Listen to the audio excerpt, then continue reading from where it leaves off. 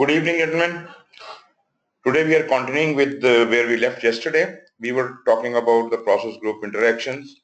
We did see how the process groups interact amongst themselves in quite a bit of detail yesterday. But today we are going into each and every process group, and we are going to be seeing the processes within and how do they interact. I did cover this portion yesterday. I'll like to repeat it once again. First of all, we have the initiating process group, and as you all understand that we have only two processes there. Develop project charter, that is the job of the project sponsor. He creates this charter to authorize the project manager to mobilize the resources. And once project manager takes over, naturally he gets some of his doubts clarified. He asks certain queries from the sponsor. So when he have high level understanding of the thing, he just does not jump into planning straight away or execution for that matter, but he looks around to see who all are the stakeholders for this project. He identifies those stakeholders, analyzes them, and develops not only a stakeholder register but also a stakeholder management strategy.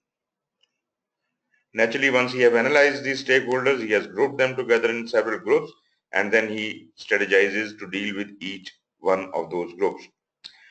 So this much is done in initiation, and then we move on to the planning.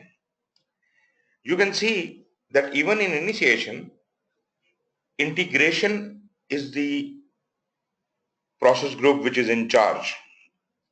Develop project charter falls under the domain of integration, and identify stakeholder is under the domain of stakeholder management. And stakeholder management will only be done, identification of stakeholder will only be done after the charter has been given. So in control processes, the develop project charter. This will be more apparent when we move on to planning. Let's see what happens in planning. In planning, we have got all the 10 knowledge areas represented. Integration being parent of them all is shown right in the middle with a circle around it, which shows that this is in command and it communicates with each and every other process group. We have got 9 connections with all the other 9 knowledge areas. This is a two-way connection with each one of them. Each process group does its complete planning, detailed planning here in planning process group. And it keeps communicating the results with the developed project management plan. So every process has to get certain instructions and guidelines on how to do their job from the integration, and subsequently whatever they produce, that is submitted back to the integration. Thus it keeps completing the project management plan. When all the plans are complete, project management plan is also declared complete. So this is the last thing which gets completed. But at the same time, project management plan is the first document in planning which starts getting started. We start preparing the project management plan. As we move into the planning, the very first step is we outline the guidelines for how to develop the project management plan. Who is responsible for the whole project management plan? And it also gives out instructions to each knowledge area, which may be very high level instructions, but these instructions have to be followed, because whatever project management plan says is in accordance with the project governance mechanism. Therefore, all 9 knowledge areas will strictly follow the instructions of project management plan, although they are very high level instructions at this time. Now, once we try to plan any one of these subordinate process groups, subordinate knowledge areas like scope, time, cost, quality, human resource, all of these, each one of them, before it can start doing anything, they have to develop their own management plan. Because whatever job they have to do in planning has first to be organized. Some rules have to be established.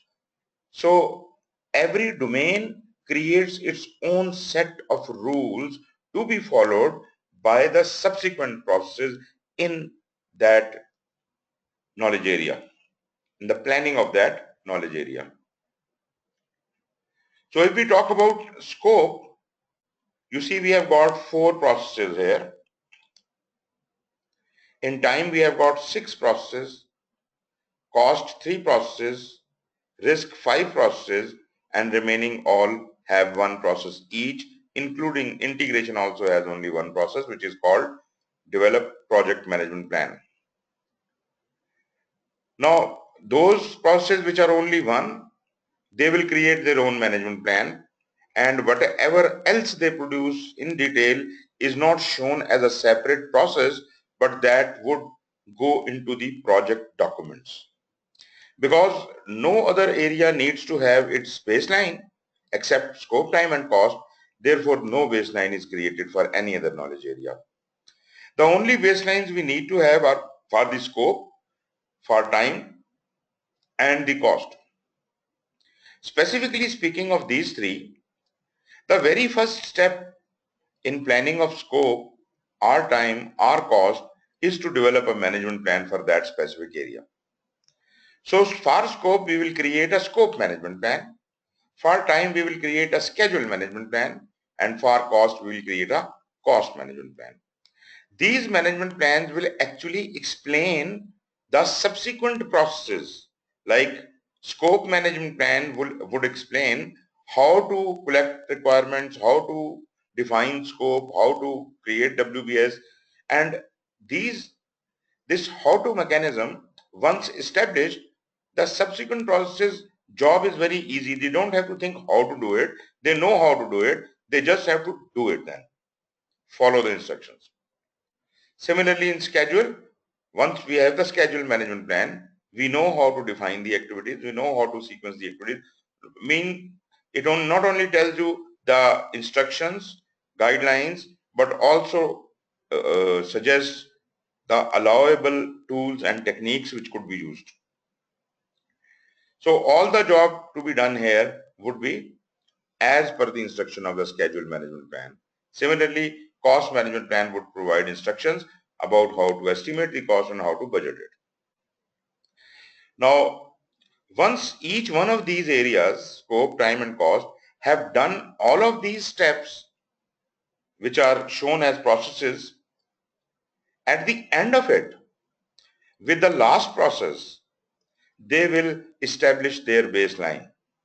So the last process in scope is create WBS, last process in time is develop schedule, and last process in cost management is determine budget. These 3 processes are responsible for creating their respective baselines. I mentioned yesterday that scope has got not 1 but 2 management plans. So let's see what are those 2 management plans.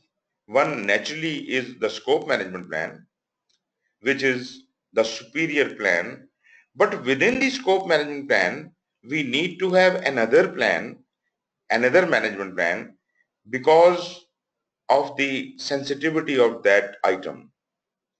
That is, while we are trying to establish a scope, the first thing we need to do is to understand the requirements. Naturally, we have already identified the stakeholders, and we will get these requirements from the stakeholder. We will collect these requirements from the stakeholder. But because stakeholder will keep changing his mind and the requirements will keep changing as well, there has to be a mechanism of controlling this. So how to manage this collection of requirements? how to put them in some archive, how to update them. This all instruction is in a separate management plan, which is called requirements management plan. So in plan scope management process, we developed two management plans. One is the scope management plan, which is the senior management plan, the main management plan of the process of the knowledge area. And a subordinate management plan is requirements management plan, which only deals with the collection of the requirements and the maintenance of those requirements. When we move on, the next step in scope management planning is collect requirements. Now, collect requirements naturally will abide by the requirements management plan, and because scope management plan was a senior plan or the main plan over the requirements management plan, so both of these management plans would affect the collection of requirements. The scope management plan would provide the broader instructions, and the requirements management plan will provide the detailed instructions about collection of requirements. As a result, we will get the identified requirements, and these identified requirements are not only, we don't just create a list of all these requirements, but we justify these requirements to the project, whether this requirement is in accordance with the scope or not. You see, customer or stakeholder may come up with a requirement which is not within the scope of the project. What to do then? If that requirement is not in alignment with the organizational strategy and the scope of the project, then we have to see why the customer wants this requirement fulfilled. Maybe the scope was not well established. Maybe the requirement of the customer is correct, but it has to be, the scope has to be broadened accordingly. So such like decisions, we will try to convince the stakeholder, to show him or her whether this requirement is valid or not. And if they can convince us, we can put up this case of amendment to our boss. If we don't feel that their requirement is justified, but the stakeholder is still insisting that this must be fulfilled, even in that case, we still need to escalate the issue to the next higher level. Though we have not agreed or recommended that specific requirement, but because we could not resolve it, although it was unjustified, it was out of scope, but still it is my responsibility to escalate it with my comments to my sponsor and leave the decision to him. So whatever the sponsor decides will be acceptable to me. So here we deal with the requirements and adjust the requirements accordingly. We also develop a requirement traceability matrix through which we can clearly see which aspect of the scope is this specific requirement fulfilling. Later on, when we move on with our breakdown of the structure, work breakdown structure, and later on when we identify the activities, these requirements will be translated down to the work packages and then to the activities. So you can always trace our requirement upwards with the scope and downwards with the work packages and activities, which would help you see whether this requirement is still valid or not. Maybe our requirement is no more valid, but we have already planned it and activities have been designed to fulfill that requirement. But the stakeholder who has given this requirement, he has either changed his requirement or he is no more a stakeholder. So should we be doing that specific activity which is no more required? We should not.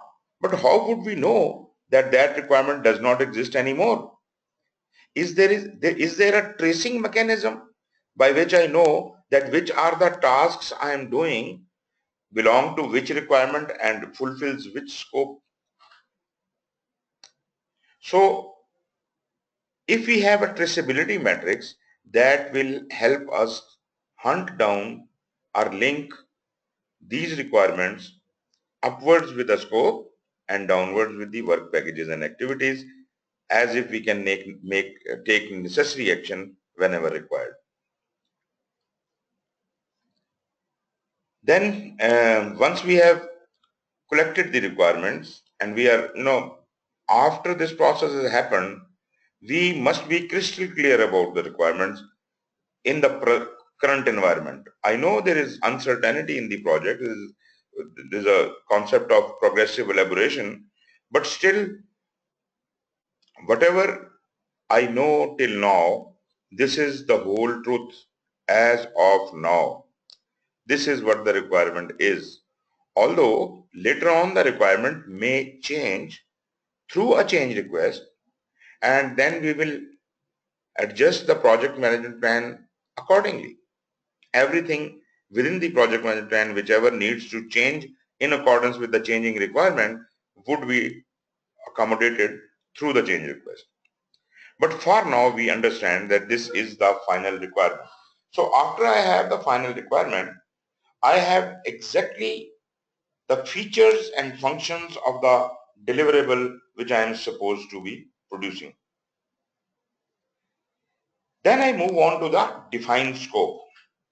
Defined scope is responsible for explicitly defining the product scope as well as the project scope. But before we can start talking about the project scope, the product scope has to be established.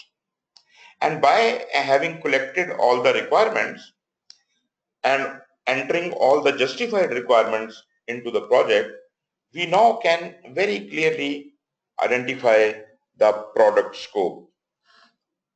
What all the functions and features are different kinds of requirements, business requirements, quality requirements, whatever kind of requirements are there, I will take them into consideration and I will design the exact specifications for the product. Once that is done, I have defined the product scope. You see, there is a difference between this product scope and the finalized requirements. Requirements could be, anything the stakeholders are saying, and all the requirements may not need to be fulfilled because some of the requirements may be unjustified, may be rejected, or there could be 1,000 reasons for not taking along all the requirements. But those requirements which have been picked and accepted by our boss, the sponsor, they would be included into the product scope and the exact specifications of the product will be defined. Once the product is defined, once the specifications, the features, the functions of the deliverable is clear to us, that is the only time when we can start thinking what all has to be done to achieve that product with those functions and features. So the work involved, product scope was not the work involved. Product scope defined the product, what has to be produced. Project scope will define what has to be done to produce that product. All the work involved. And remember, it should be all the work and only the work. This is a very important sentence. All the work and only the work. All the work means it should encompass the total scope of the project.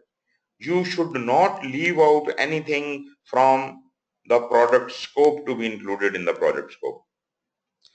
So everything which is to be fulfilled in the product must have associated task or work assigned to that. There could not be a part of the product for which there is no activity defined or work defined. So everything has to be covered. This is all the work.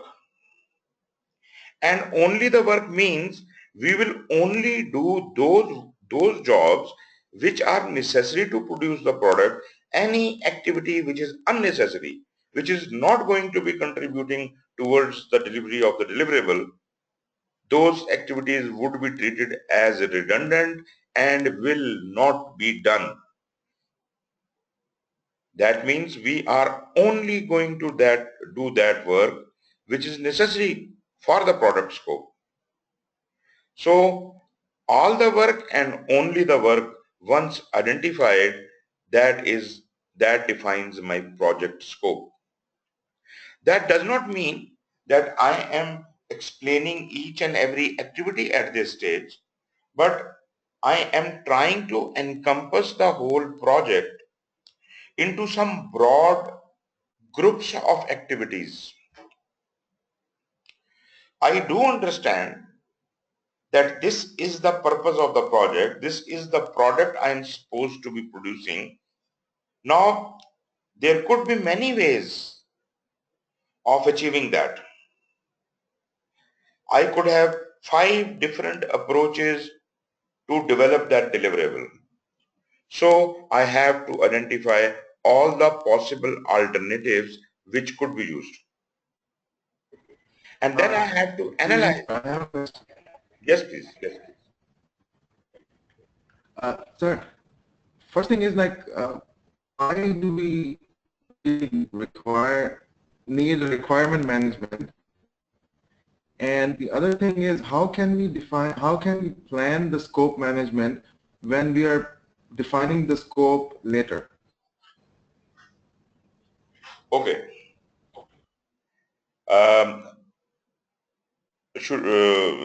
Requirements management, first of all, I'll answer that.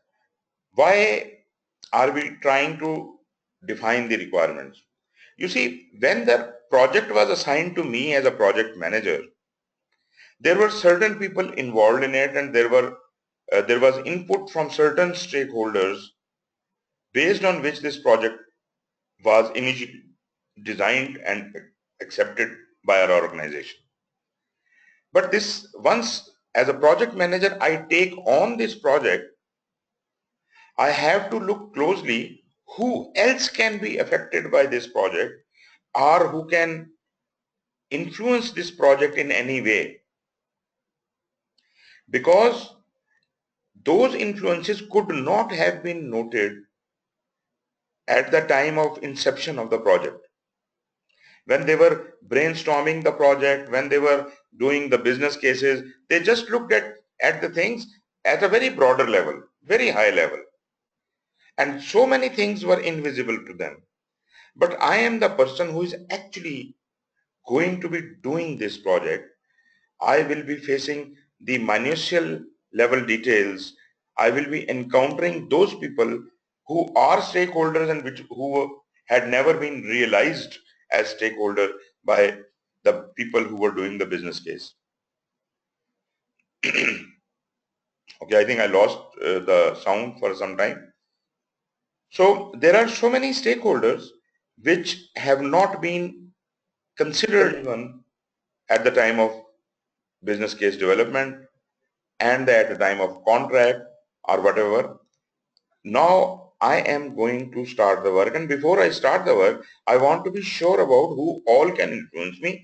That's why I have identified all the stakeholders so minutely and developed a stakeholder management strategy.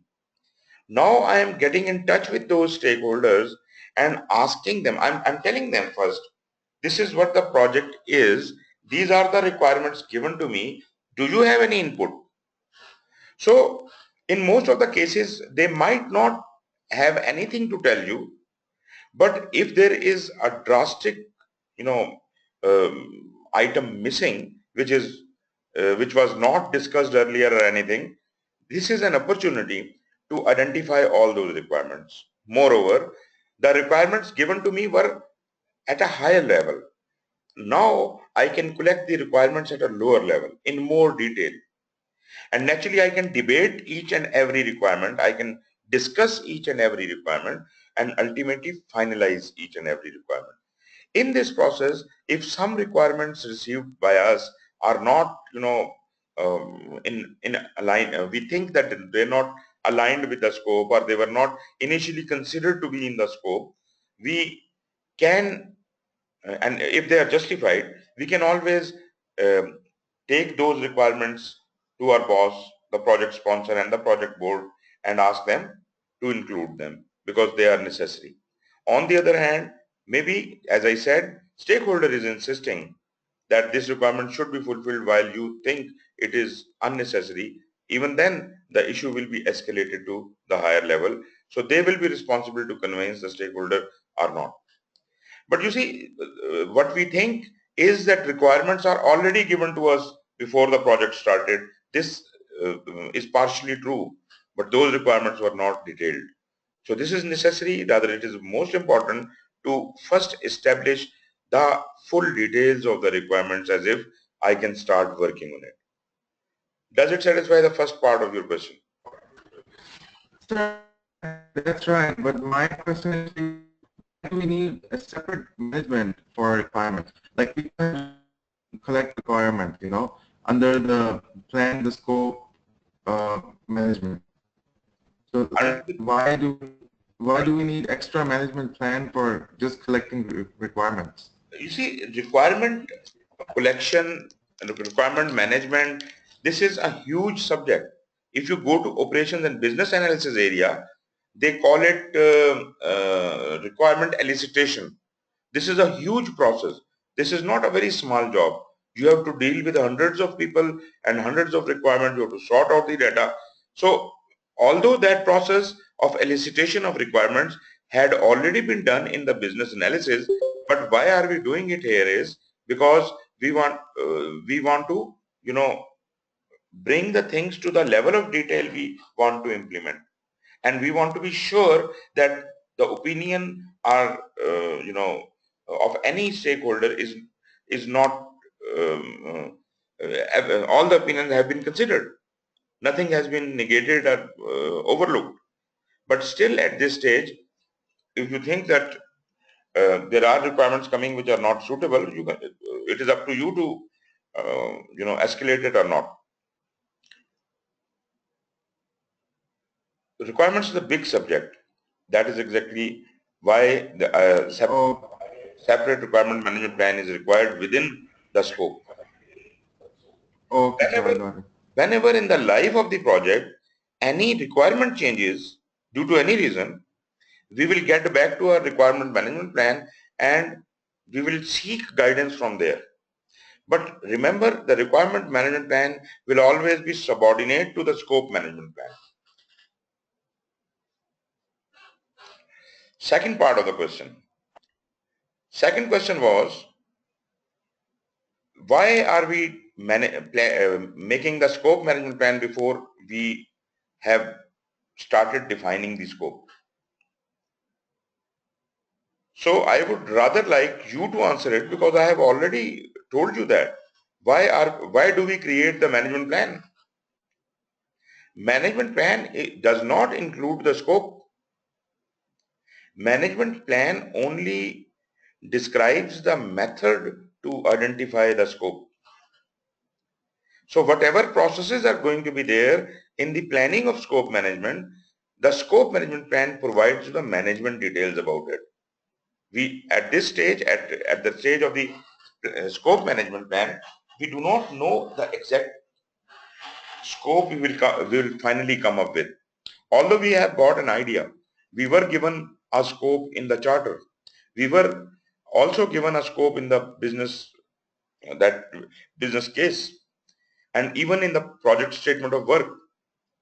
But what we are trying to establish is a detailed scope. We are clearly defining the product scope and project scope in as much detail as can be actually performed. That was the reason we need to have a scope management plan prepared before anything else can happen.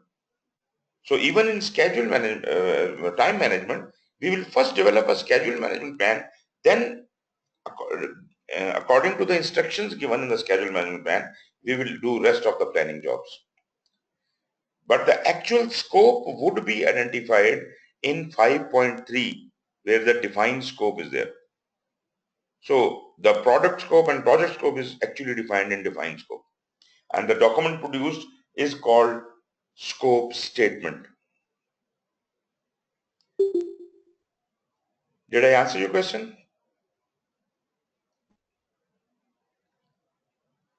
Yes, sir. Yes, sir. Okay. So if we have done so far, first we develop a scope management plan and a requirement management plan. Then we collected the requirements, debated with them and all that, and shortlisted those requirements which should be added. Then we went into the defined scope process, and there we defined the product scope and the project scope. And while we were trying to define the project scope, we had to know how we will do it. I said we may have a number of ways of doing this project. I mean, the product I want to produce, I want to make a chair. What are the different ways I can make the chair? Can you suggest different alternatives to me? How can I make a chair? My deliverable is a chair. How can I deliver a chair?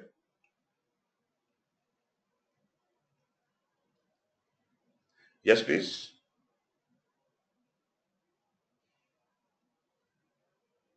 Sir, the voice, can you repeat the question?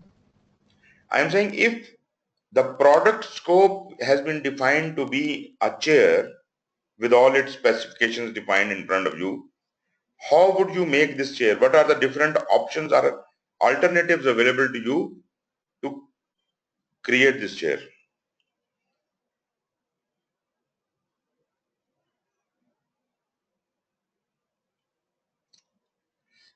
Right, Asad? What is your opinion?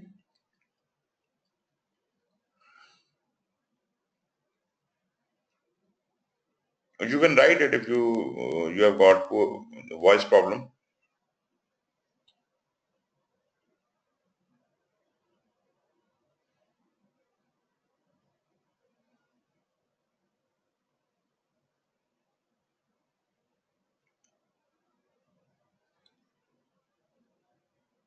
Asad, can you hear me?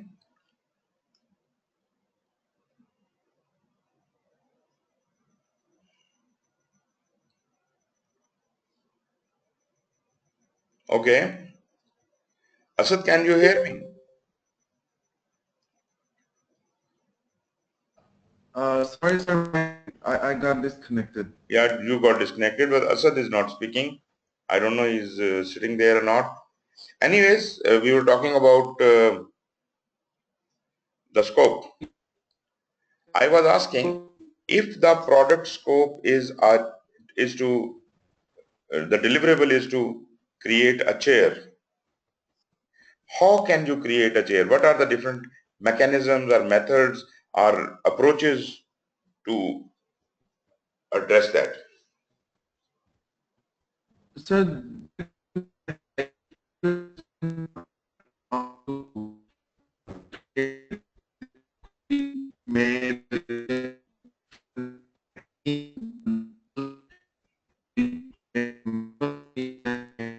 automatic machine. You are breaking up. I can't listen to you. But I heard something about an automatic machine. Okay, you could do it by. And or it could be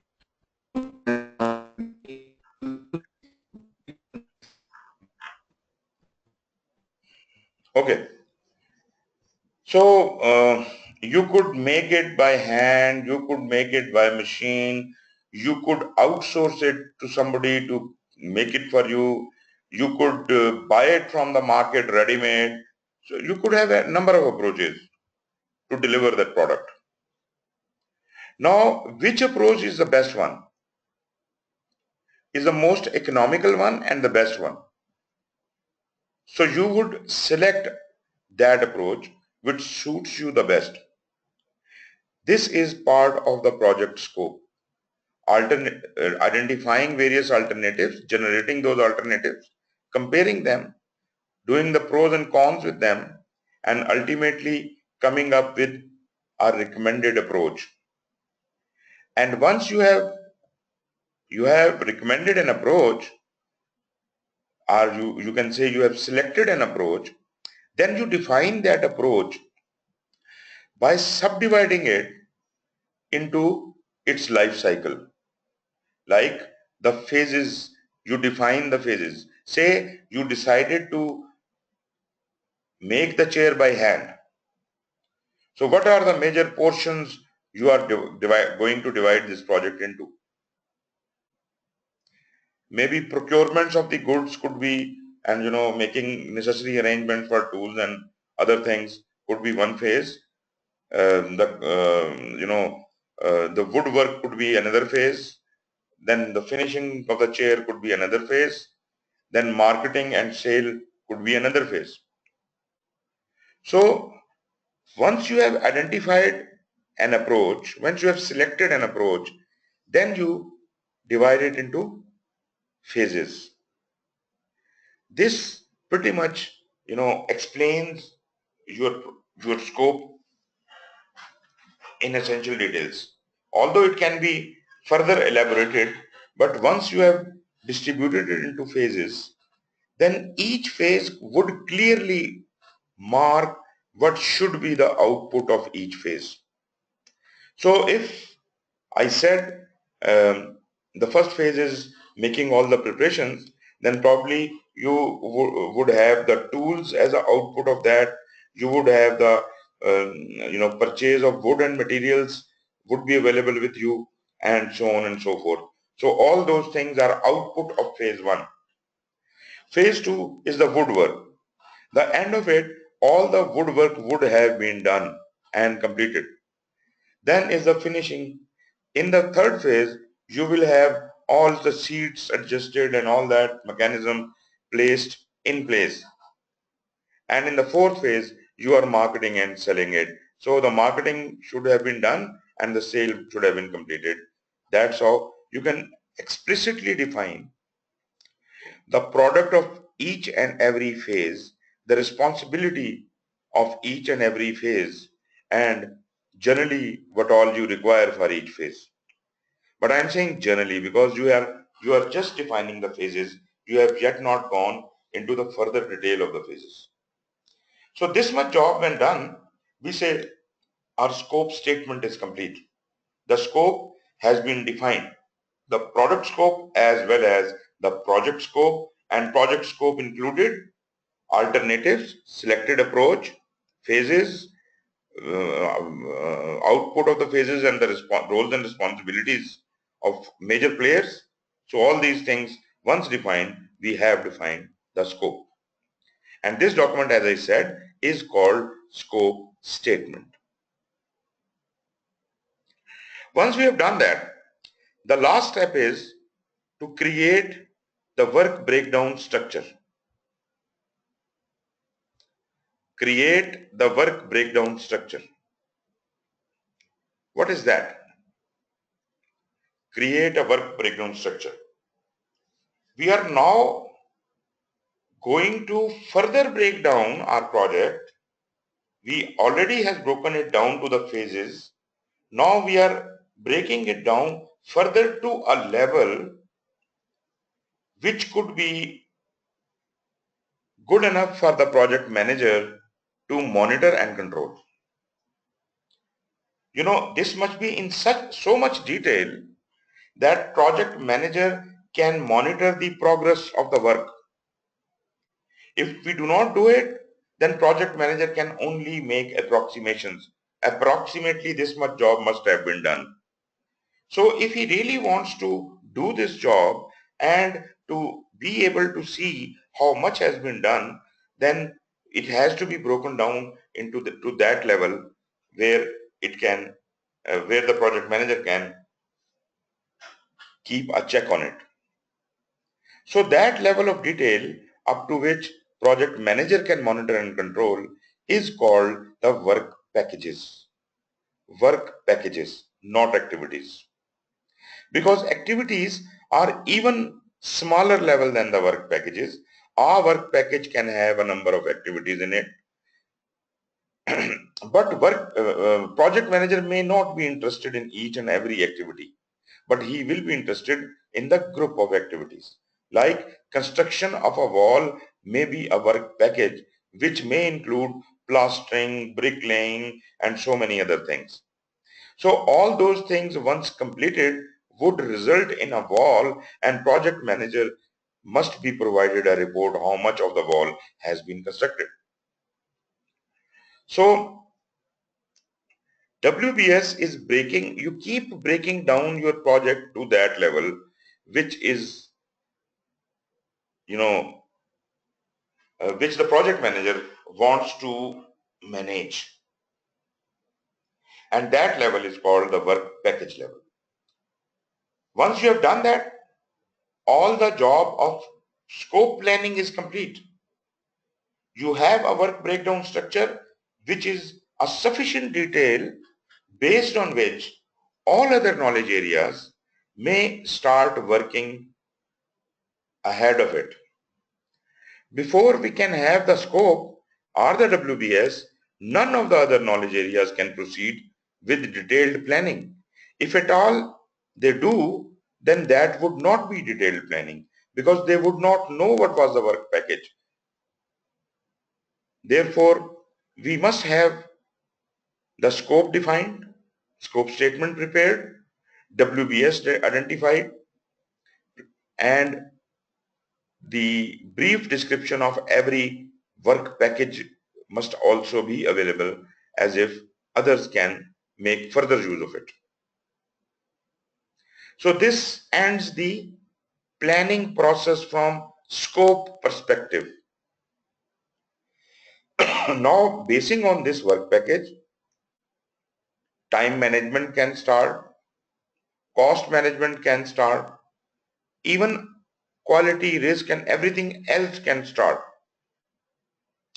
But the most important subsequent process group, subsequent knowledge area would be time, because time picks up the work breakdown structure which has already been divided down to the work package level and starts identifying the activities within each work package.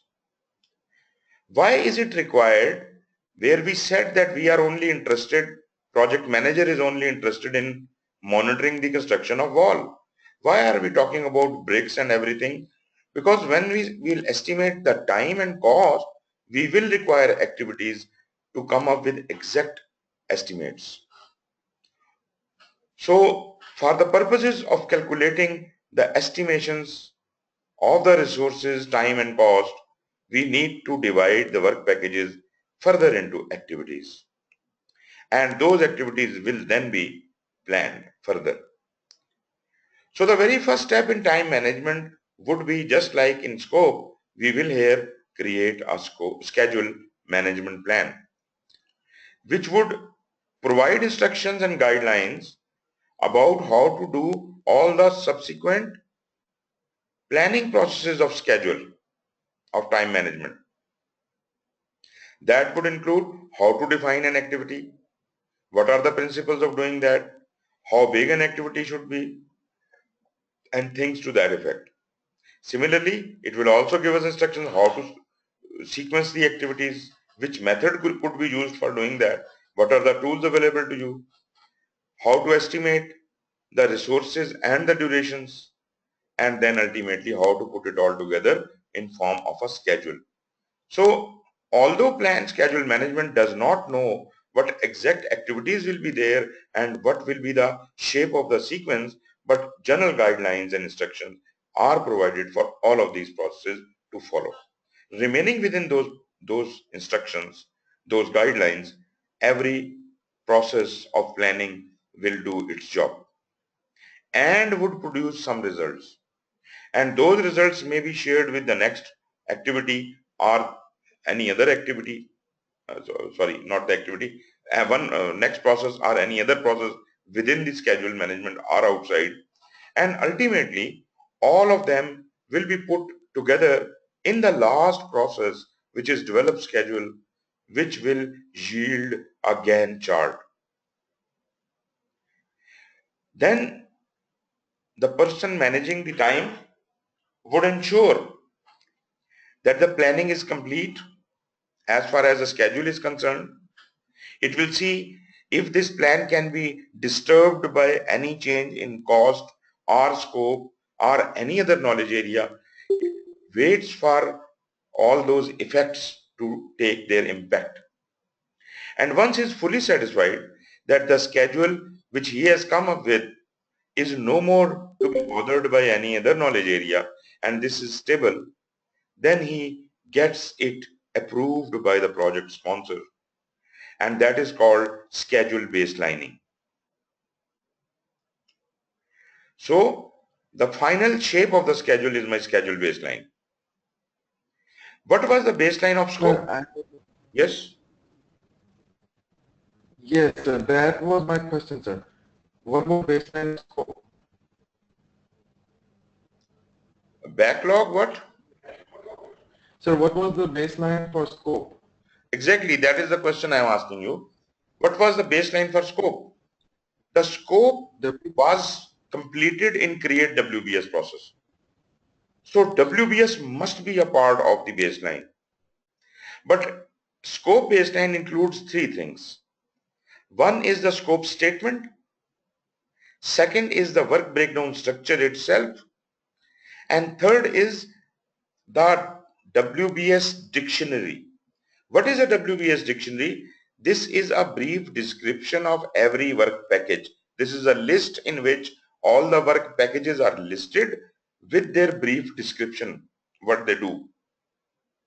So these three items, the scope statement, WBS and WBS dictionary, are called the scope baseline.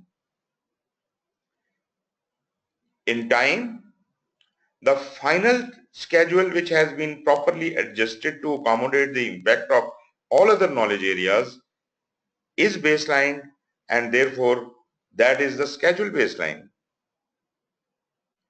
Talking about cost, again, the first step would be to develop a cost management plan.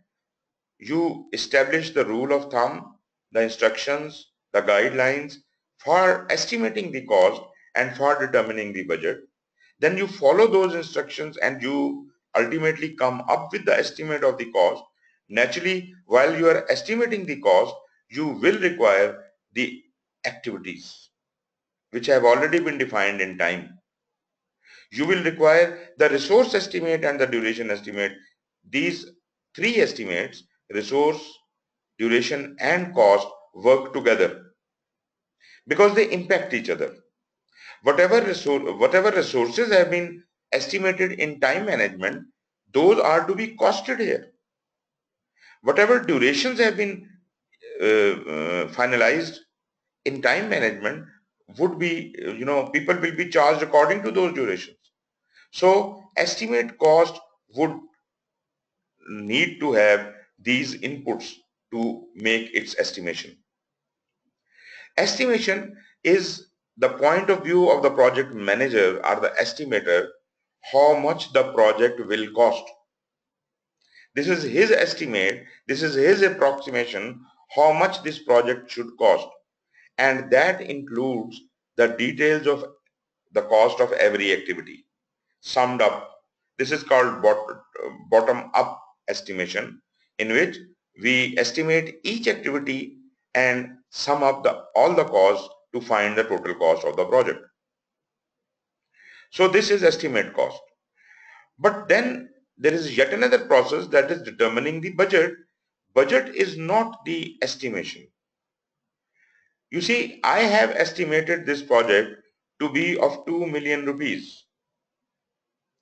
Whereas the person who is allocating the budget might not like to give 2 million to you due to certain limitations. Obviously, they might have less money, they might have other problems, they might have to look at the company profits and revenues and all that. So they will try to check you whether your estimates are right or wrong. If there is any padding you have done in your estimate, they will debate on that. They will talk about the risks and their contingencies, how much money have you kept in reserves, and if you have done any mistake in the calculation, that will also be pointed out. And you would be asked to recalculate, re-estimate as if a proper budget can be assigned to you. But it would not be fair if somebody gives me a figure of 150,000 to 1.5 million to do this project. That may not be justified. The project needs 2 million and you are giving me 1.5 million. If my calculations are right, then you are giving me 25% less money. Are you ready to accept 25% less quality? Are you ready to, compromise on time? So all these questions do arise. Therefore, determining of budget does not mean a static budget figure to be given to the project manager. This has to be, actually his estimates have to be debated for any flaws. They have to be highlighted, and with mutual understanding of the budgeter and the estimator, the budgets are announced. Now, people have a lot of confusion about the term budget. I understand uh, that people do not understand what budget really means. What do you think is the budget? From where does it come?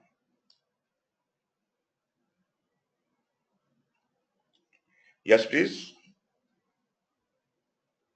Is the total amount for the project?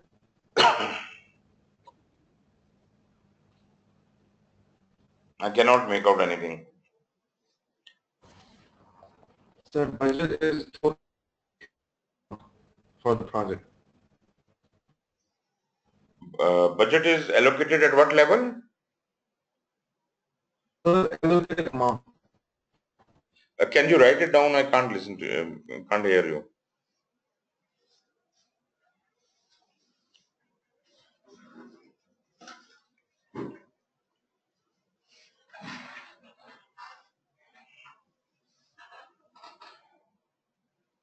Total allocated amount. Allocated amount. That looks right. Does it have to do anything with the contracted amount of this project?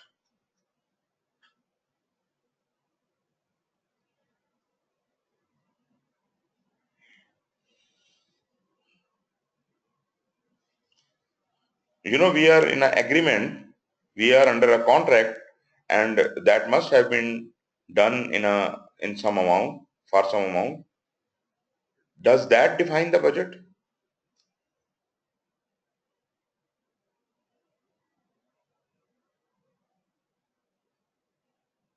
It should be that doesn't define it. It doesn't define. Very good. I really am happy that you understand this point, and I want to talk about it more. You see, the allocated amount is not the same as the contracted amount of the project. My company has been awarded this project for say 3 million rupees. Why is it my company is doing it? If this job was to be done in 3 million rupees, what is the fun of doing this project? What is in it for my company? My company must be making some profits out of it. And there must be some expenses of the organization also to be covered from this amount.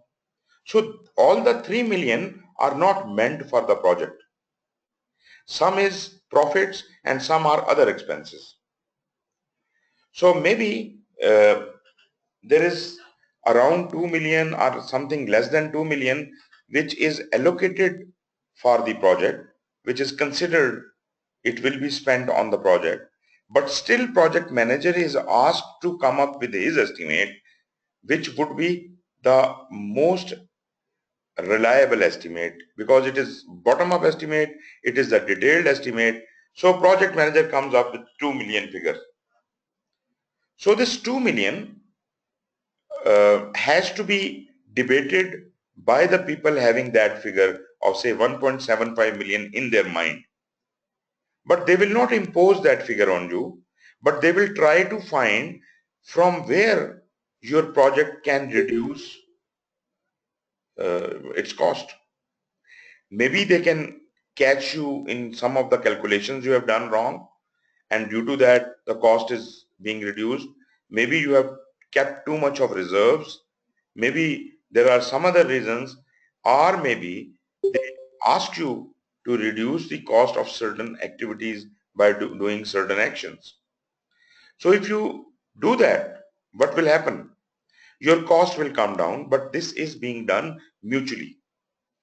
Moreover, once the budget is finalized, the budget is allocated not for the whole project 1.75 million. The budget is to be divided down to the activity level.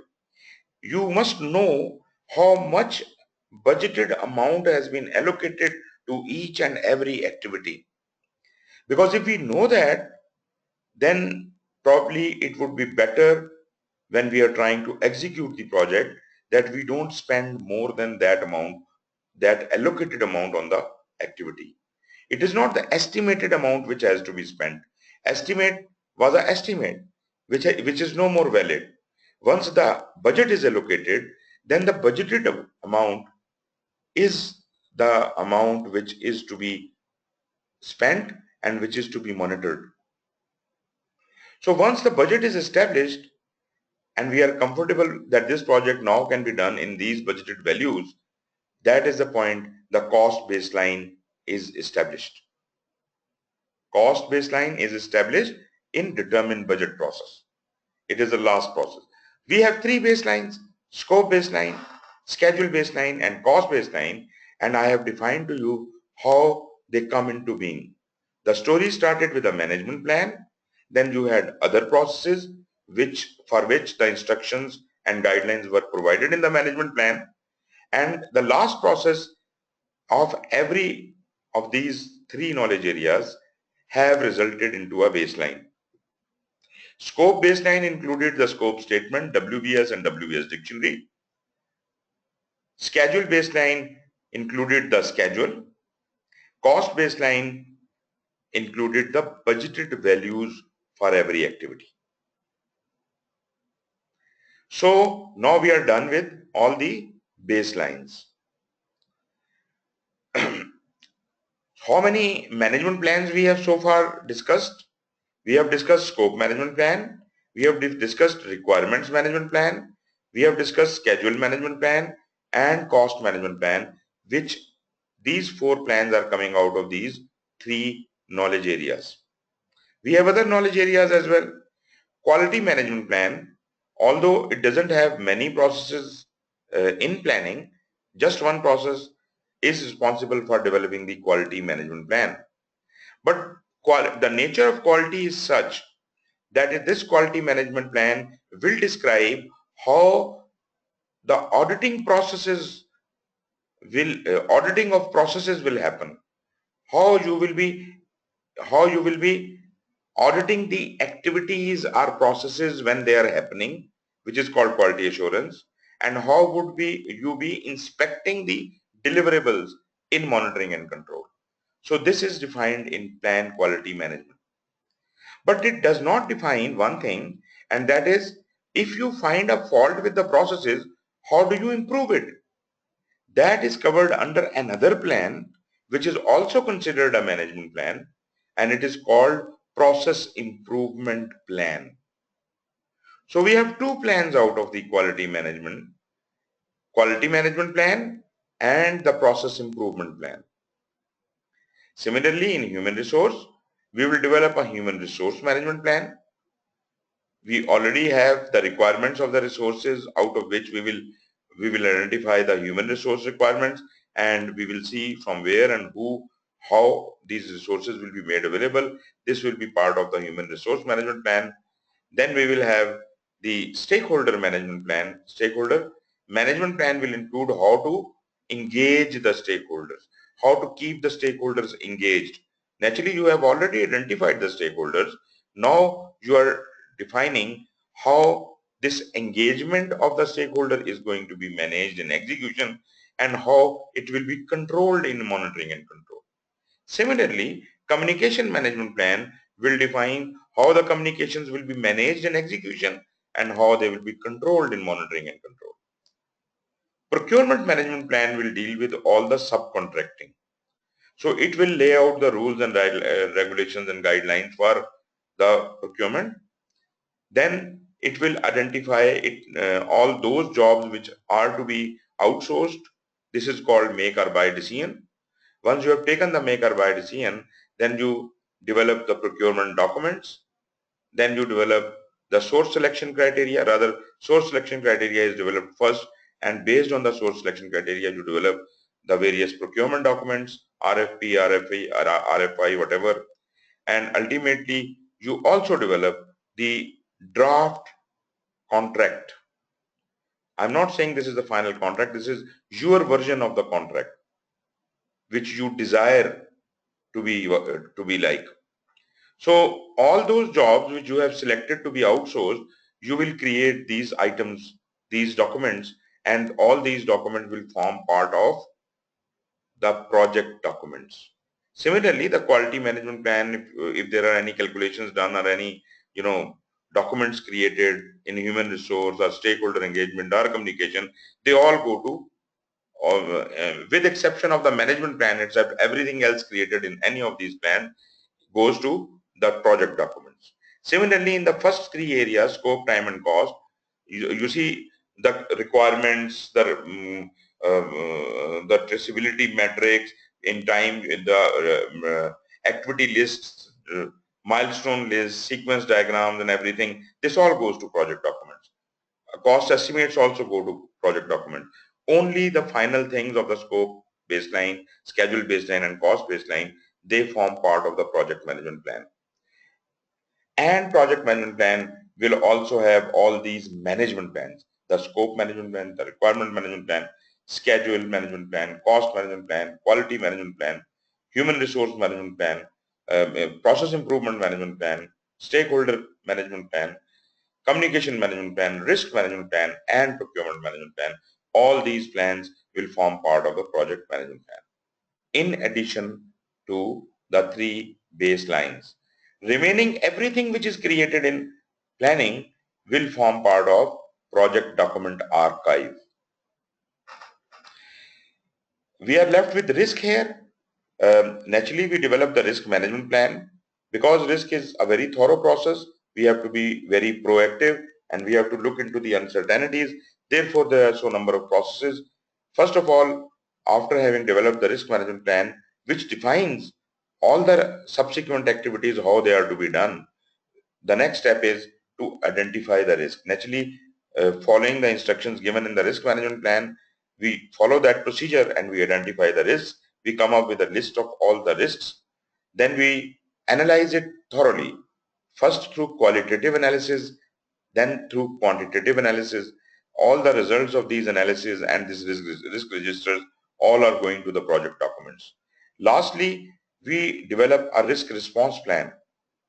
This risk response plan is not part of project management plan, because this risk response plan will only come into play when a risk is about to occur.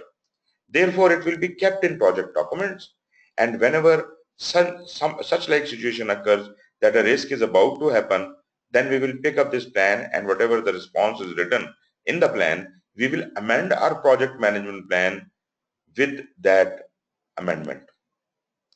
And ultimately, the execution will happen, which will consider that risk, which will take care of that risk. So this is all about the planning process group. What I have actually given you here is every management plan every knowledge area during planning has a management plan. The baselines are only 3, and they are created only in scope, time and cost, and in the very last process of planning in each knowledge area. From other knowledge areas, only the management plans form part of project management plan, and the baselines are also part of the project management plan. Risk management plan is also part of it, but risk response plan is not part of it. Risk response plan is a project document. Everything else which is produced during this planning is in the project documents. Although we can always access those project documents, we can follow them, we can recalculate things, we can amend them, whatever we want to do, we can access these project documents during execution or monitoring and control, and we can always amend them as well. Are we okay till now?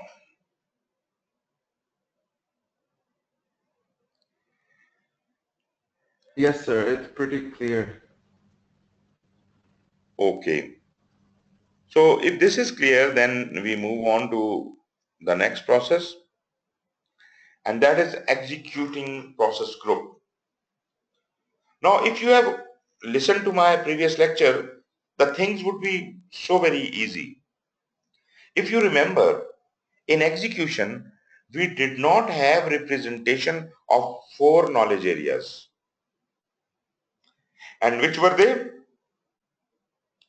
We did not have scope, we did not have time, we did not have cost, and we did not have risk. Right? If you do not have these 4 things in execution, then what is left? We are left with 6 knowledge areas. And if you want to count, you can see we have got integration, the parent. We have got stakeholder, quality, procurement, communication. So 1, 2, 3, 4, 5, and 6 is the human resource. Human resource is the only knowledge area with more than one processes here. Why is it so? Because scope, time and cost baselines were built into the project management plan, and they had taken impact of all the knowledge areas, and they are being executed in execution through this integration process, direct and manage project work. That is why scope, time and cost need not be here in execution, because they are automatically being executed integratedly by direct and manage project work. Risk is not here because risk is not a fact. This is a certainty, the uncertainty which could or could not happen. So if we were sure that risk will happen, we will definitely treat it in execution, but there is no surety, therefore risk doesn't have to be in execution. So we are left with 6. Out of the 6 knowledge areas, integration is the parent, and the process of integration is direct and manage project work. Remaining processes are stakeholder engagement. What is managing stakeholder engagement? You see, we have identified the stakeholders. If after having collected the requirements from stakeholders, interacting with them so thoroughly in the initial phase, we just disengage, there will be bad feelings. The stakeholder will feel left alone.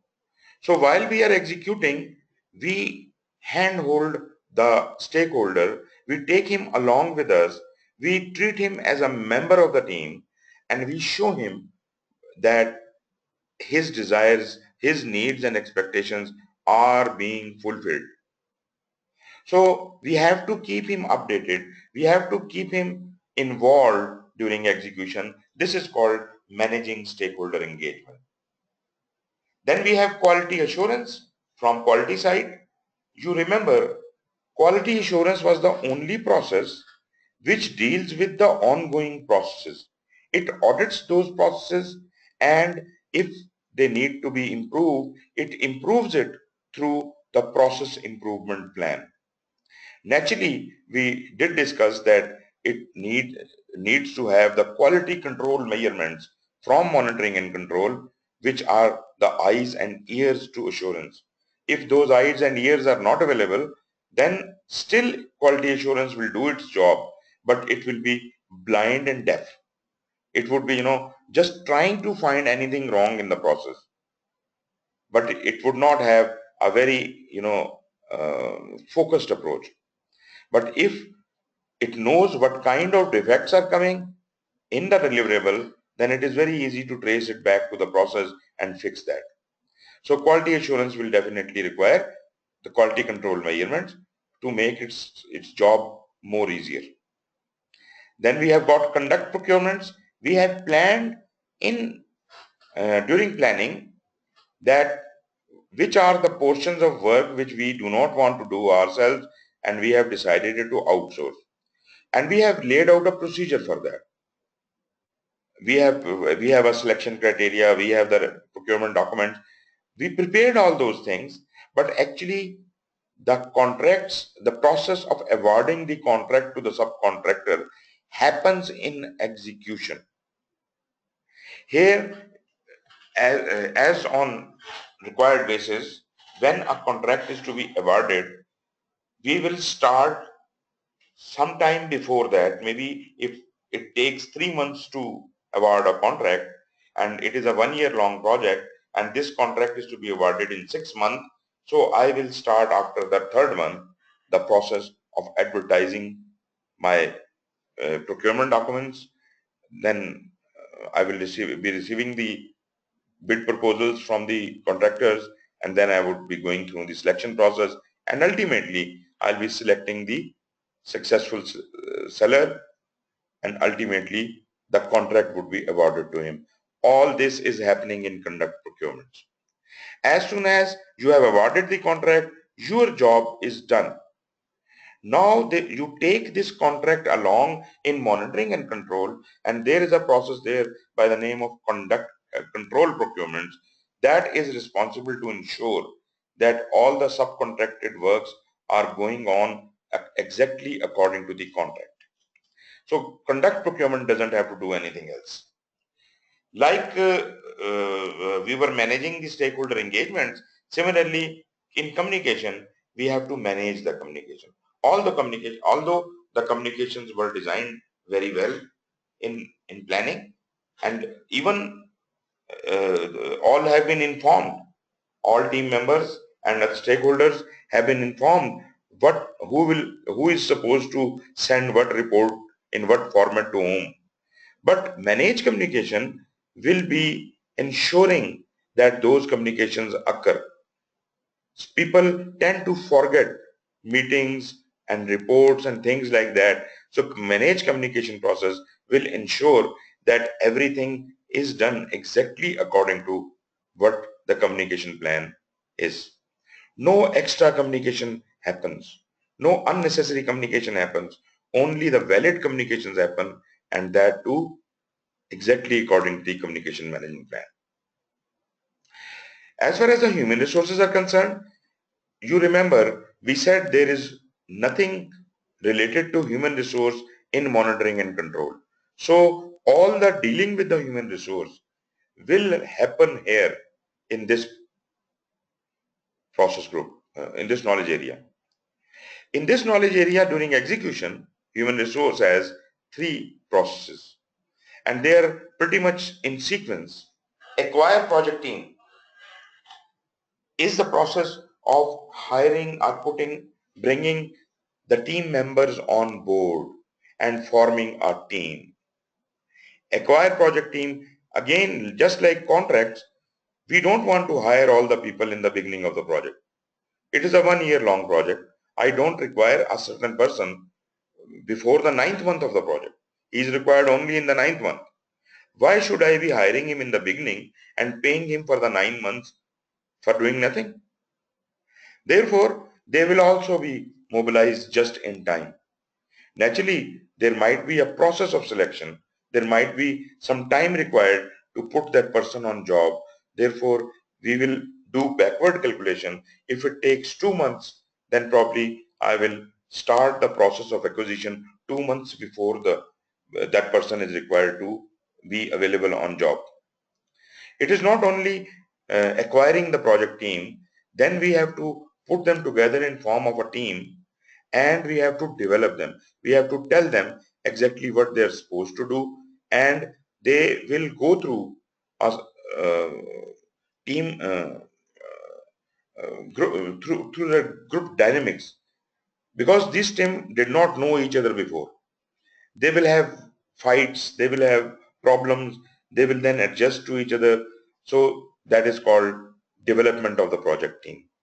Once the project team has been trained, provided, coaching and instructions, and they have also gone through the group dynamics cycle and have somehow negotiated to work together, that is the time you must be ready to put them on job. Do not put these people on job before the group dynamics have established. Otherwise, they will be working inefficiently. Do not send a new hire directly into the job.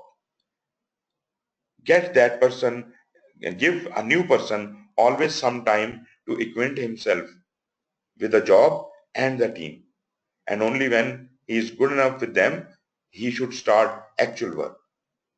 So then you will, once the people are working on the job they are supposed to be doing, that is the time when project manager is managing this team.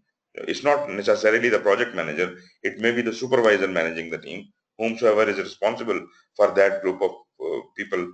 So he would be managing the team, meaning he would be facilitating them, he would be providing them salary, rewards, punishments, whatever.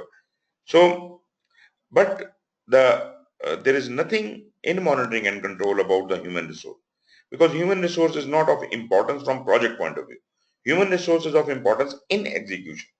Therefore, the work performance will be evaluated in monitoring and control, and that work performance report would be received by the supervisor of these people, who will, in light of that report, deal with these people. And all of this interacts with the direct and managed project work. So this is how whole of this solar system runs around the direct and managed project work.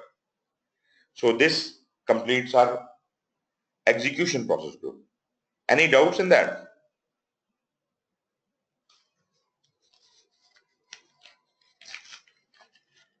Those is clear.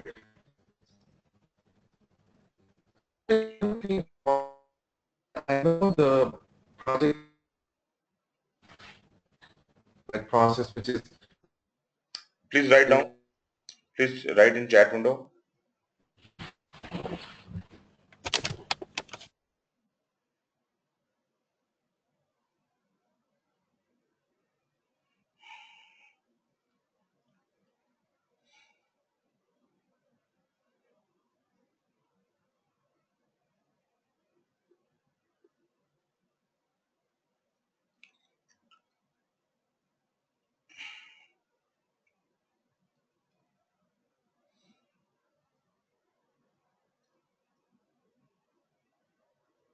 Yes, please. Yeah. I don't know what's wrong. I just got a new internet connection. Okay. Question, yes? Mosen.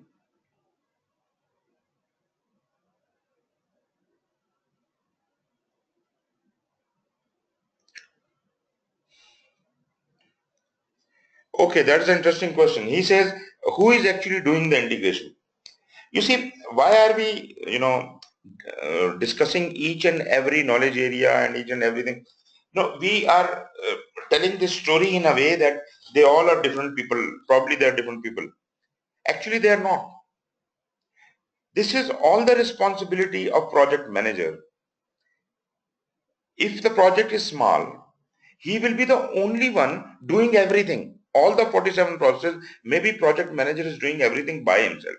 But within his mind, he must have these jobs bifurcated in these mechanisms. But if the project is large and complex, he might need some support. He may hire some people to help him. Somebody for quality purposes, somebody for estimation purposes, somebody may be sitting in a kind of a project office in integration and doing all this thing.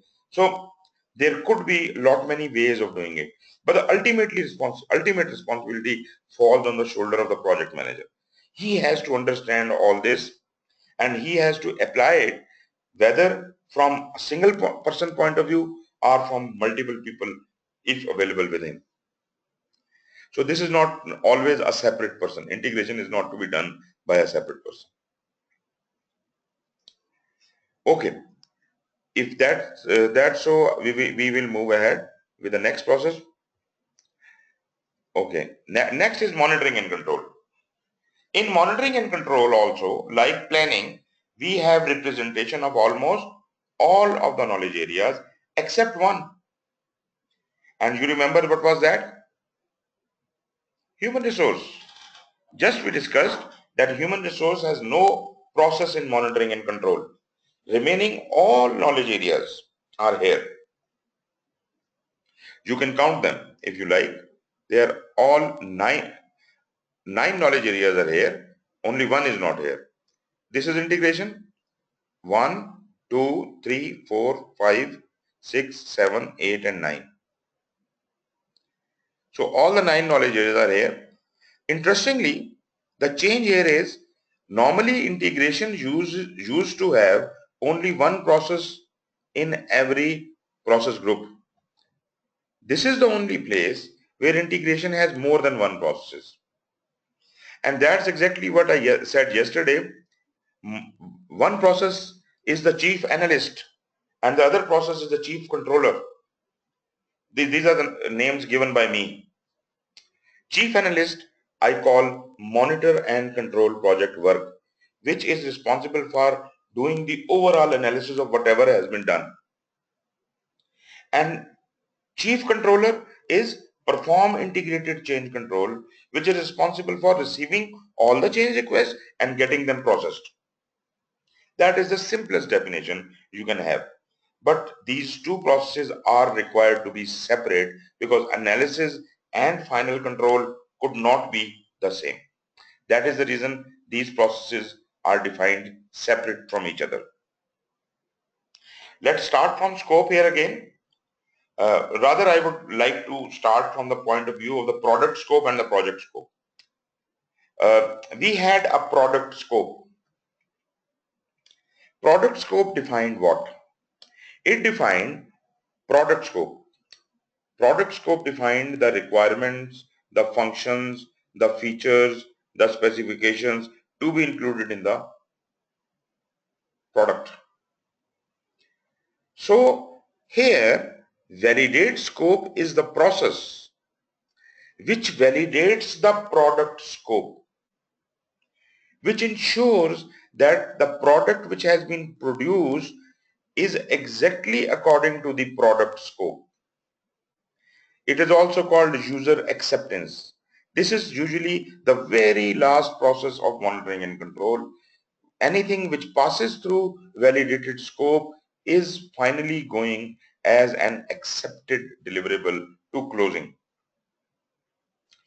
Before the deliverable can come to validate scope, it must have gone through the quality control process. So that essentially means that when a deliverable is created by execution and is received in monitoring and control, the very first thing is done to the deliverable is the quality control. If quality is up to the standard, if quality control test is passed, only then the deliverable is termed as verified deliverable. And only verified deliverables will go for validate scope. Validate scope is a user acceptance process. If something passes through it, is called accepted deliverable or validated deliverable. Accepted deliverable or validated deliverable. This is the story of deliverable. Deliverable coming from execution, quality control checking, inspecting it and passing it, converting it into a verified deliverable going to validate scope, getting its user acceptance done, and coming out as a validated or accepted deliverable and going to close. This is all about deliverable journey through monitoring and control. Remaining all the processes, there are total of 11 processes here. All the remaining 9 processes will deal with the post-mortem of the work which has been done. Because when the processes were happening in execution, the only thing which could keep a watch on them and correct them was the quality assurance. Now those activities have been done, or one activity has been done. When something has been done, then it has to be post-mortem, post-analyzed by all the controls from the perspective of that respective control. Stakeholder engagement, they will look at the work performance data is coming from execution, and it is going to each and every control here. All the controls will get a copy of work performance data which is actually being released from execution. And all of these controls compare the work performance data with the project management plan, what should have happened and what has happened. The difference between the two is called the variance analysis. How much we are plus or minus from our target in respect of schedule, in respect of cost, in respect of scope, in respect of quality, in respect of communication, in every respect. All controls will do their own analysis and they will submit their result as work performance information. So work performance information will come out of all of these controls and will reach here to monitor and control project work. Monitor and control project work will sum up all the work performance informations and convert them into a consolidated work performance report. So this work performance report will not only be sent back to execution. Why? For HR to evaluate his team. But also this work performance report is sent to integrated change control. It is sent to perform integrated change control along with any change request with monitor and control project work may have. The change requests are coming from where? Change requests can come from execution. And within monitoring and control, change request could be launched from any of the controls. Rather, I would say all the processes around it, each one is capable enough to create a change request. But why monitor and control project work is also creating a change request? Because monitor and control project work has a holistic view. It can look at the things which others can't look. It has a unified view of the whole thing. So if monitor and control after its consolidated analysis feels that there is a change request which has not been moved by any one of the other controls, it moves that change request. So you see, all the change requests are coming from execution, from these controls, and even from monitor and control. All these are going and getting clustered in integrated change control.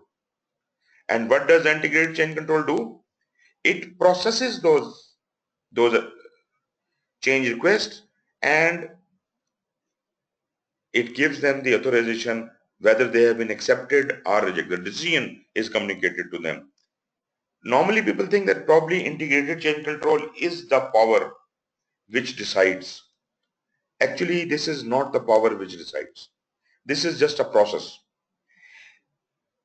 Project board which I mentioned, which composes of the senior executives and your key stakeholders, all the change requests are put up in that meeting.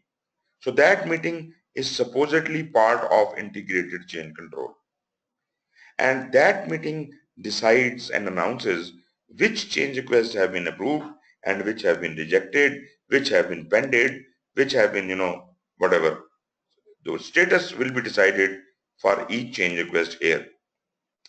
Once the change request has been approved, requisite changes to the project management plan or to any other plan or to any of the project documents can be made, and the revised plans, updated plan and documents would be communicated along with the news of the approved change request to execution.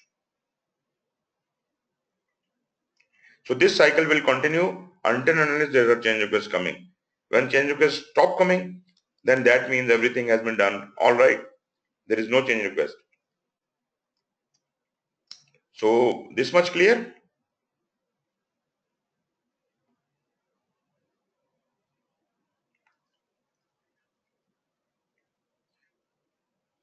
Okay. Then the last process group is the closing process group, and that is pretty much simple. In closing process group, we have only two processes. One is the integration process of closing the project or the phase. As you remember, we said every phase is like a mini project. So every phase should be initiated and closed. It should go through the whole cycle of initiation, planning, execution, monitoring, control, and close. So like every phase needs to be initiated, every phase needs to be closed, and project also needs to be closed. So close project or phase is the process. And a subordinate process is close procurements. Close project or phase is responsible for ensuring that all the work of the project which we were doing has been completed. All the deliverables have been delivered. All the documentary proofs are available for all these things. Integration is not supposed to, our close project is not supposed to physically audit or inspect anything except for reviewing the documents.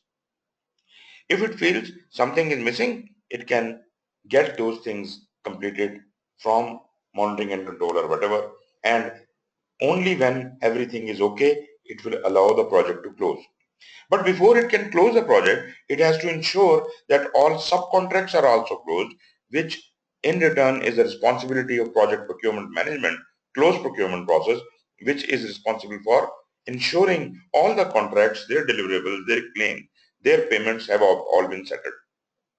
Once this news comes to project integration management, close project process, it declares the project closed. What it does is, at this point, it hands over the deliverable to the customer. All the assets and process assets are handed over back to the organization. No more resources, even human or whatever, are no more available, and project is declared closed. There is absolutely nothing left after the project has been closed. So this brings us to the end of the explanation of all the 5 process groups individually, and we have actually gone through all the 47 processes briefly. Although in the subsequent chapters, we will talk about each and every process in detail. But so far, I have given you an overview of all the 47 processes. Okay, till now?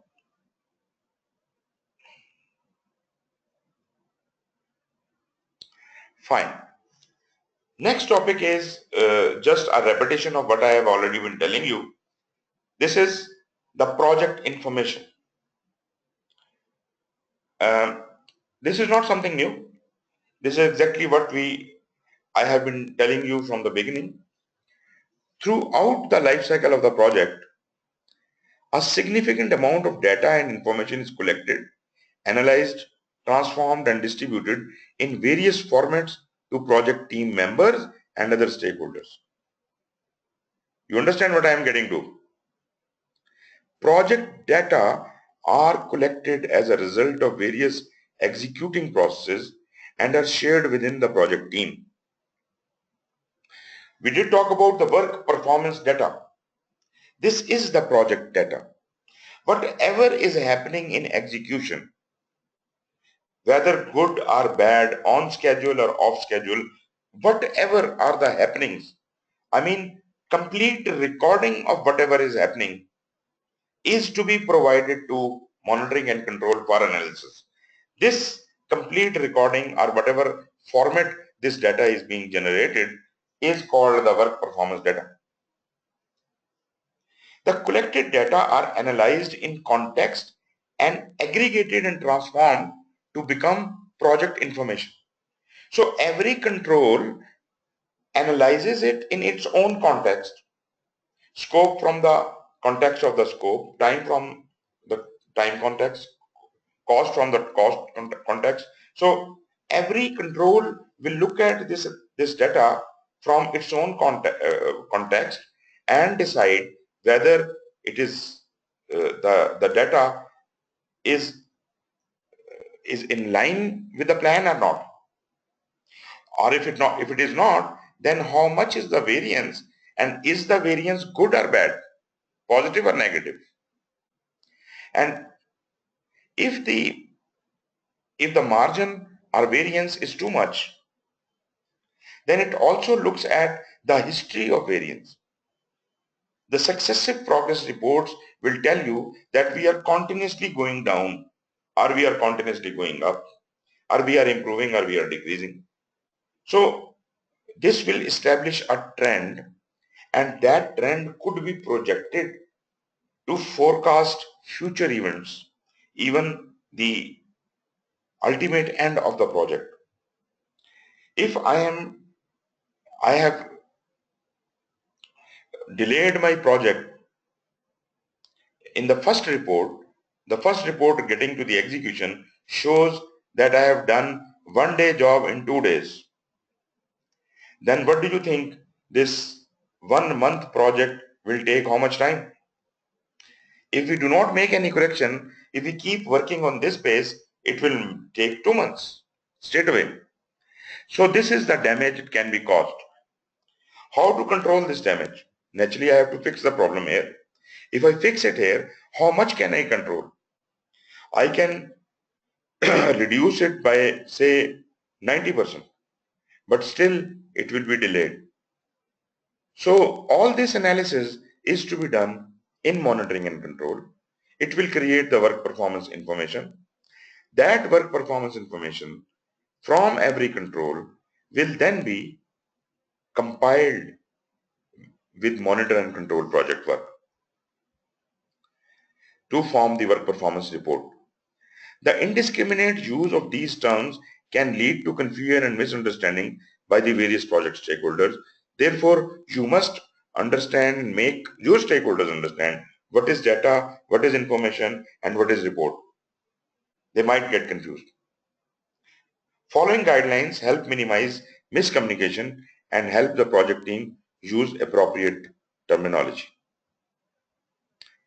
These are exact definitions of work performance data, work performance information, and work performance reports. Work performance data are the raw observations and measurements identified during activities performed to carry out the project work. So whatever is happening, whatever measurement or observation or any data, you say at the time of start of this activity, I have done some, work authorization system says that the activity started at 14:10, 14:05. So this will just report when the activity started. Whereas in monitoring and control, they will see when it should have started. They would know that plan says it should start at 1400 hours, but it started on 1405. So the activity started 5 minutes late. This is how this data is interpreted. Examples include reported percent of work physically completed, quality and technical performance measures, start and finish dates of scheduled activities, actual start and finish dates, number of change requests, number of defects, actual costs, actual durations, Now all this data has reached monitoring and control, and the controls have done their analysis on that. And the result is work performance information. The work performance data collected from various controlling processes, analyzed in context and integrated based on relationships across areas. Examples of performance information are status of the deliverables, implementation status for the change request, forecasted estimates to complete. So your forecast, your trends, your variances, all these things are work performance information. This information from all controls is submitted to monitor and control project work, which further compiles it into a work performance report. The physical and electronic representation of work performance information compiled in project documents intended to generate decisions or raise issues, actions or awareness. Examples include the status reports, memos, justifications, information notes, electronic dashboards, recommendations, and updates. So I hope with these three definitions, you will be able to, clearly understand what these things are. If you want to look at it in a diagrammatic manner, let's see. When we do project execution, we get work performance data. This goes to the controlling processes, which contains all the controls, scope control, cost control, all the controls. All the controls get the work performance data and analyze it. Resultantly, it gives out work performance information to overall project control, which is monitor and control project work. That compiles all these reports and converts into work performance report. Now, once this work performance report is out, this can impact the project in three ways. Number one, it was a change request. It is not shown from where the change request has come, but there was a change request and it went through the change control process. If it is through the change control process and it impacts the project management plan, then project management plan will be updated and maybe the project documents will also be updated. Once these updations are done, the matter is communicated to all concerned in the project, to the project team members, to the stakeholders. So this was through change request. Through change request, project management plan and project documents are amended and communicated to teams and stakeholders. What if it was not a change request? Can we bring a change if there is no change request? Yes, because change request is only that thing which affects the scope, time or cost. Three baselines. If there is a change which is disturbing scope, time or cost baseline, only then change control board will decide the fate of that change request. If you think that replacing one person will not affect the scope, time or cost, and this change, such like changes which do not affect the baselines are within the power of the project manager to take. And they don't have to go through the change request cycle. Project manager can directly apply the amendment to the project management plan, accordingly changing the name of the person in the schedule and communicate it to the team. Sometimes there are some corrective or preventive actions which are not even affecting the project management plan. They are just instructions to be passed on to the teams and stakeholders. So such work performance report will directly be communicated. You see, project management plan once updated, a copy of that goes back to the project execution. Naturally, this is the information to project execution that now they have to follow the updated plan. Is it clear, Ji?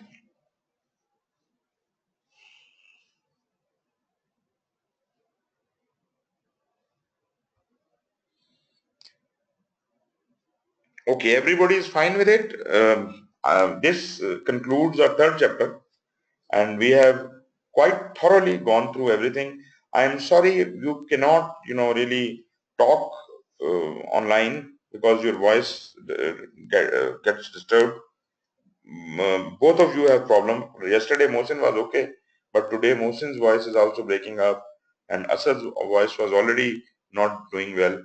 So it would have been much better if we could really discuss things out. Maybe you can think of improving your internet or something, because if you can hear me right, then that means the problem might be at your end. Probably, I don't know what is the problem.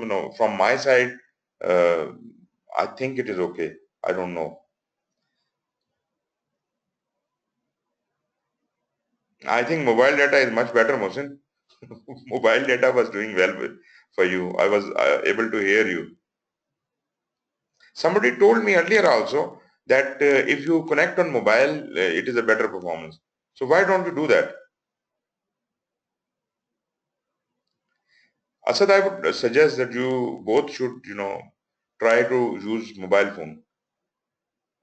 You can have a headphone inserted in your ears, and, you can keep speaking and doing things. Oh, expensive, right? Anyways, any questions?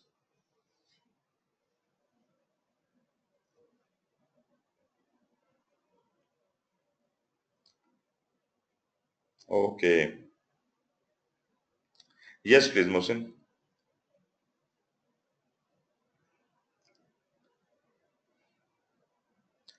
Yes, Mohsin, your question? Yeah, integration is the core of everything. Integration is the core of everything. Integration is the project manager himself. Rather, everything is project manager. Um, project, yes, of course. Naturally, integration takes the credit of everything done in that process group because it controls it. And naturally, the flow of this project information is consolidated in monitor and control project work. And naturally, you understand what use of this work performance report is. Work performance report is not only going to help you write reports for your human resources, but also when your change requests are being approved in integrated change control, the work performance report will be considered there as well.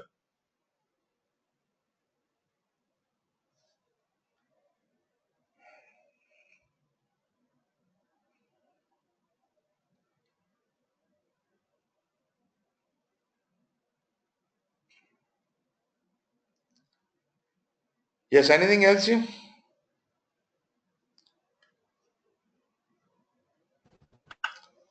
Sir, I don't know if you can hear me. Okay, wonderful, wonderful. I think we should call it a day then. We can leave a few minutes earlier today. So take care and see you next week. Sure, sir. Thank you very much. Have a good weekend. Thank you. Take care. Good Bye. night.